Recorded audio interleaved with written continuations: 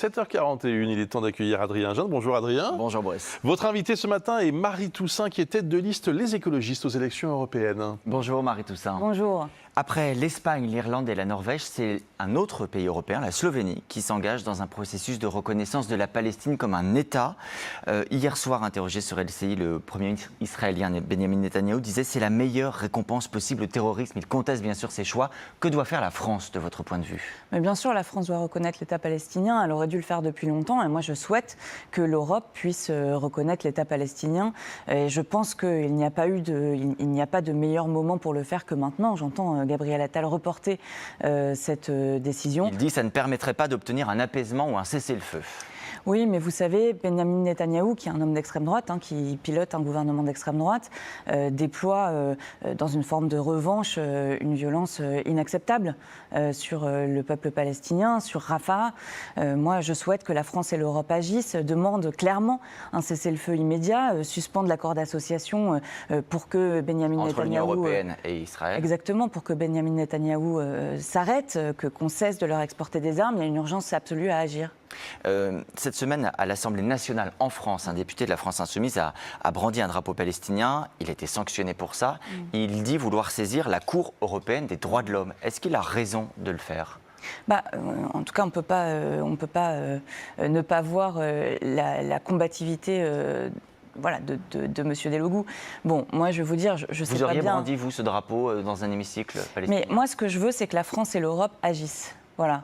Et donc, la CEDH, pourquoi pas? On a effectivement des sanctions extrêmement importantes qui ont été prononcées à de très nombreuses reprises sous la présidence de Yael Braun-Pivet. Ça peut être une préoccupation démocratique, mais je reviens au sujet qui est la paix entre Israël et la Palestine, une solution à deux États, et c'est absolument là-dessus qu'on doit agir. Je voudrais également vous entendre sur la Russie.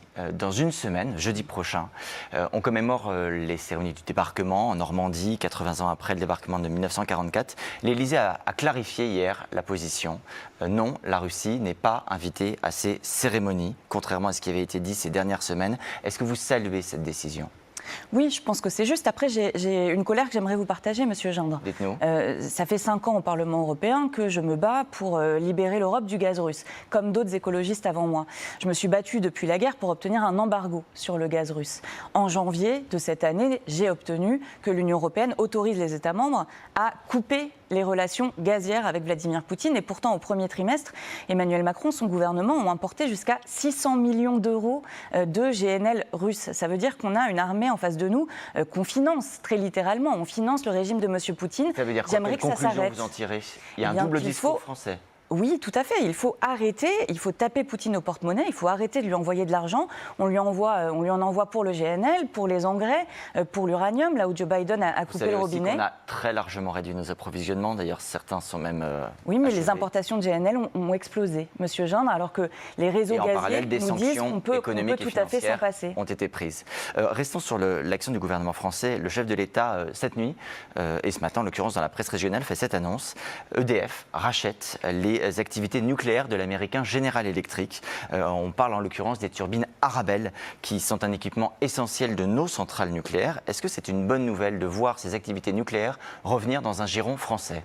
Écoutez, moi j'aurais préféré que la France se débrouille à travers EDF ou autre chose pour racheter Systovi, fabricant de panneaux photovoltaïques, pour sauver les emplois qui y sont, avec des salariés qui sont licenciés, des familles qui sont impactées et une perte de notre production de panneaux solaires. Ça ne vous gêne pas que des productions aussi importantes et stratégiques que celle-là restent? Vous connaissez la position des écologistes. Nous pensons que pour tenir nos objectifs climatiques en 2040, le nucléaire ne nous permettra pas de tenir les délais parce que ça met trop de temps à être déployé, que les énergies renouvelables sont déployables beaucoup plus rapidement. On peut vouloir la sortie du nucléaire et vouloir la souveraineté aussi industrielle française. Mais nous voulons la souveraineté industrielle française et européenne, Monsieur Gindre. Sur votre campagne, cette semaine sur LCI, Daniel Cohn-Bendit, ancienne tête de liste écologiste aux européennes, a dit son soutien à Raphaël Glucksmann, le candidat PS Place Publique. Pourquoi pas à vous? C'est pas une actu, d'abord, Monsieur Gindre. Ça fait des mois qu'il l'a dit. Ça fait des mois qu'il l'a dit. Daniel Cohn-Bendit, ça fait déjà depuis 2015-2017 qu'il l'a soutenu d'abord Emmanuel Macron. Il y a une certaine logique à ce qu'il soutienne aujourd'hui Raphaël Glucksmann. Vous n'auriez pas souhaité qu'il vous soutienne? Vous n'avez pas besoin de soutien? Je n'ai pas besoin du soutien de Dany. Et moi, ce que je constate, c'est que parmi les amis de Dany, José Bové, mais aussi les figures historiques de l'écologie, Eva Joly, Noël Mamère, soutiennent la liste que je conduis, soutiennent notre candidature et la mienne, et que c'est ça qui est important. Et pourquoi est-ce qu'ils la soutiennent? Parce qu'il n'y a pas d'écologie sans les écologistes, et qu'on est dans un moment de grande régression environnementale, qu'on a besoin de reporter cette dynamique pour que l'Europe continue à agir pour le climat. Dynamique, c'est pas tout à fait visible. Le rolling réalisé par l'Institut de sondage IFOP pour LCI vous donne à 6,5% pour le moment. Ce serait un score satisfaisant, 6,5%? Bien sûr que non. Vous savez, à 6,5%, on a Benoît Biteau, qui est paysan en Charente, qui est élu au Parlement européen, qui se battra pour une autre politique agricole et alimentaire contre les accords de libre-échange, pour des revenus justes pour les agriculteurs. Si on monte derrière, Caroline Rose, marin, qui mène un combat extraordinaire pour les océans et pour le bien-être animal, chaque député écologiste supplémentaire est un député de combat au service de la population, au service du vivant, au service de la santé. Et donc, on a besoin que ça aille beaucoup plus loin. Comment expliquez-vous que ça patine un peu? Aujourd'hui, ces intentions de vote, c'est la moitié, intention de vote bien sûr, la moitié du score réalisé par Yannick Jadot en 2019. Comment est-ce que vous l'expliquez, l'analysez? Moi, j'appelle à la mobilisation générale, je viens de le dire, on a besoin du plus grand nombre de députés écologistes possible, surtout que le pacte vert est condamné. Vous voyez bien, aujourd'hui, on a l'extrême droite qui mène une bataille. Si vous me permettez, Marie-Toussaint, c'est pas tout à fait ma question. Comment est-ce que vous expliquez que ça patine? Est-ce que vous comprenez quelque chose? Vous accusez quelqu'un? Quel est votre sentiment sur ce qui se passe?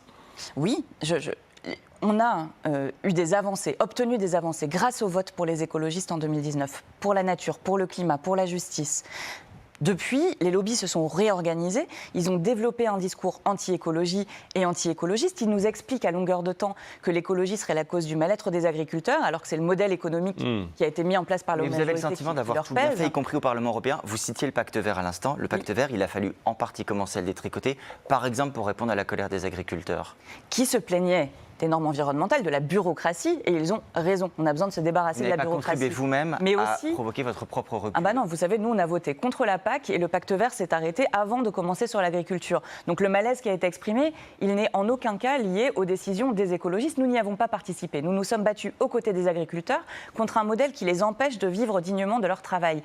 Nous voulons une Europe riche de ses paysans, et nous voulons que les agriculteurs puissent vivre dignement de leur travail. Ce que nous disons, c'est que le dérèglement climatique est là, il est palpable, il est sur nous, et que nous avons besoin de continuer à agir. Or, les lobbies, mais aussi l'extrême droite, les extrêmes droites qui gagnent en puissance, qui influent sur les droites et sur les majorités, portent aujourd'hui atteinte aux politiques écolo. C'est pas seulement qu'on s'arrête d'avancer, c'est qu'on recule. Donc je rappelle, une fois de plus, à la mobilisation le 9 juin prochain. Merci beaucoup, Marie-Toussaint. Merci pour votre présence ce matin sur TF1. Merci aussi à Adrien Jean.